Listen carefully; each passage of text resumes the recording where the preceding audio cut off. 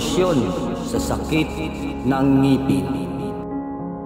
Kumuha ng isang basong tubig at dasalan ng nasabing orasyon ng 3 ulit, at matapos itong dasalin ay ibuga sa isang basong tubig.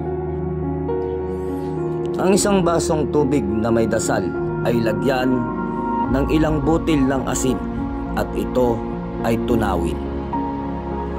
Kung natitiyak natin na natunaw na ang mga inilagay nating asin sa tubig, at saka mo pa lamang ito ipangmumog.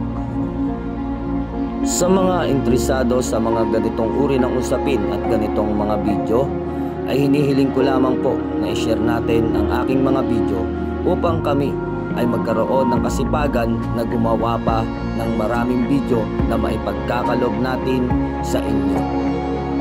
Maraming salamat po sa lahat ng inyong paniniwala at pagtitiwala.